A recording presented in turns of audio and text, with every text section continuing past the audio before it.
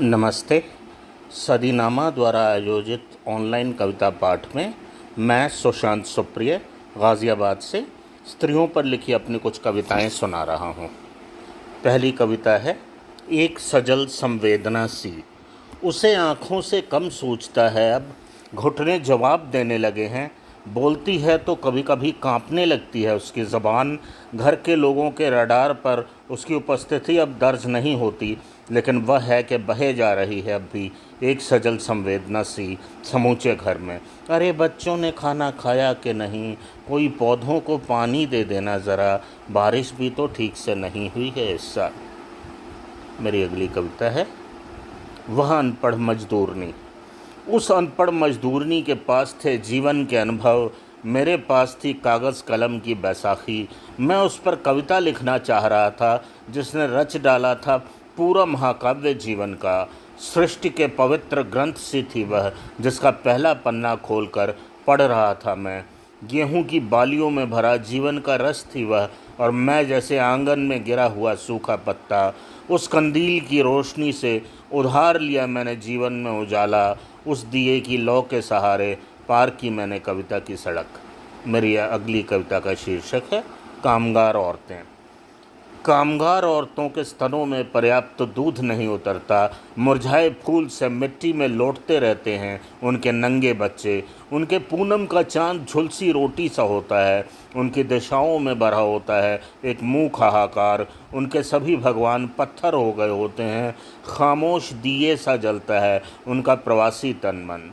फ्लाईओवरों से लेकर गगनचुंबी इमारतों तक के बनने में लगा होता है उनकी मेहनत का हरा अंकुर। उपले सा दमकती हैं वे स्वयं विस्थापित होकर।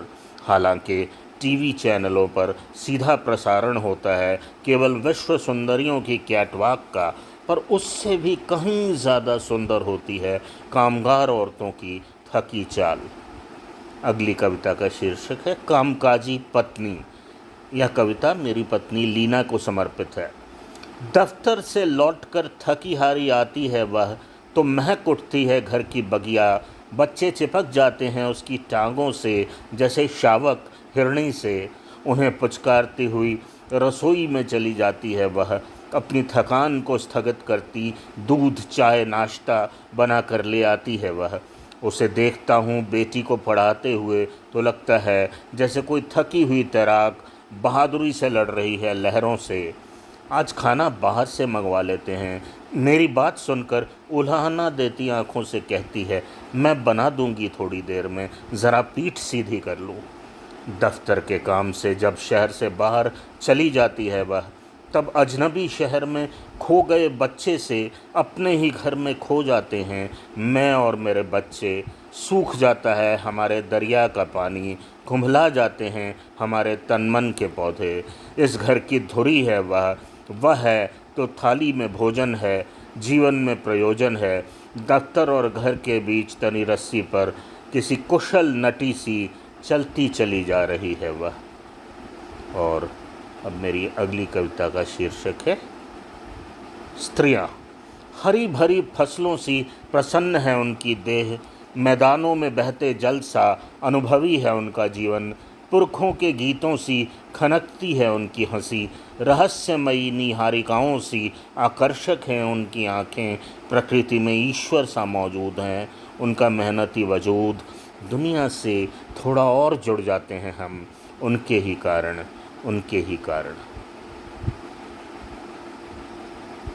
मेरी अगली कविता का शीर्षक है स्टिल बॉर्न बेबी।